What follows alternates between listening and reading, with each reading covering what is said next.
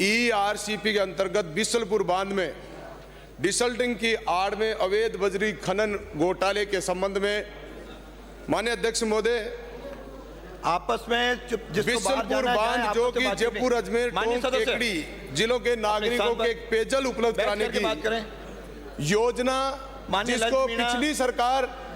और इस भारतीय जनता पार्टी सरकार दोनों ही ईआरसीपी के लिए चिंतित हैं। इस ईआरसीपी के माध्यम से बिसलपुर बांध में डिसल्टिंग के नाम देकर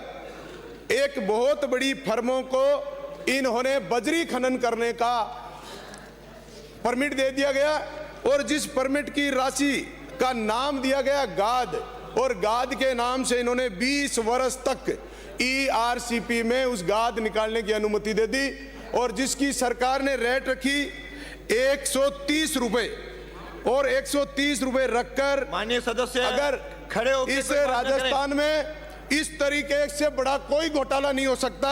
जिसकी बजरी की रेट आज के दिन 700 रुपए से अधिक है और उस समय 130 रुपए पर इनको आवंटित करके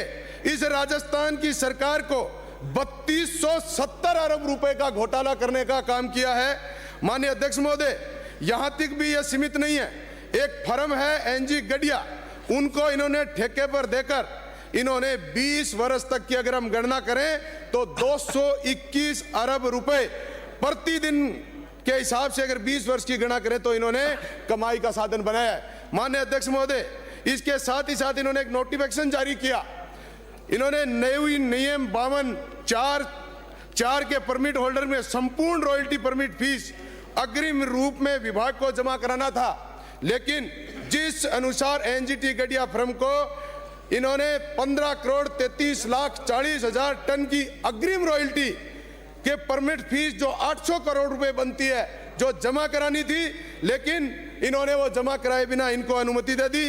इन्होंने साथ ही साथ एनजीटी गडिया फर्म को इन्होंने राष्ट्रीय हरित प्राधिकरण द्वारा स्पष्ट आदेश किया गया कि इनको किसी भी सूरत में बिसलपुर बांध की डिसल्टिंग हरित राष्ट्रीय प्राधिकरण की अनुमति के अलावा पर्यावरण को मद्देनजर रखते हुए उनको आप अनुमति देंगे, लेकिन इस सरकार ने, इन सरकार के नेताओं ने, बड़े बड़े अधिकारियों ने और वर्तमान सरकार भी के भी लोग उसमें कहीं न कहीं शामिल हैं, जिसको 3270 अरब रुपए का घोटाला। माननीय अध्यक्ष महोदय, मैं आपके माध्यम से मंत्री महोदय से सिर्फ इतना जानना चाहता हूं कि इतने बड़े राजस्व घाटे को अगर सरकार को घोटाले में शामिल किए, ऐसी शर्तें लगाई गई जो सिर्फ जिस कंपनी को ये देना चाहते थे उसी कंपनी को दिया गया। और माननीय अध्यक्ष महोदय, मैं वर्तमान सरकार जो ईमानदारी की बात कर रही है, पिछली सरकार का घोटाला है ये। माननीय अध्यक्ष महोदय, ये 2022 का घोटाला है। 1 मिनट अध्यक्ष जी, 21/11/22 को इन्होंने ऐसा कार्य किया और ये सरकार बने हुए दूसरा महीना चल रहा है। माननीय मंत्री महोदय से मैं कहना चाहता हूं कि इतने बड़े इस घोटाले की आप जांच कराकर क्या इस राजस्थान प्रदेश को और राजस्थान प्रदेश के घोटाले को आप उजागर करना चाहेंगे, इनकी निविदा को निरस्त करना चाहेंगे और इनके खिलाफ कोई कार्रवाई करना चाहेंगे, ऐसा मैं माननीय श्री जुबेर खान मंत्री आगे आपका इसलिए इनकी रिकवरी करी जाए, इनका निरस्त किया जाए। बेईमान, चोर, भ्रष्ट लोगों ने जिस तरीके से शामिल हुए उनका पर्दाफाश किया जाए। और माननीय मंत्री महोदय,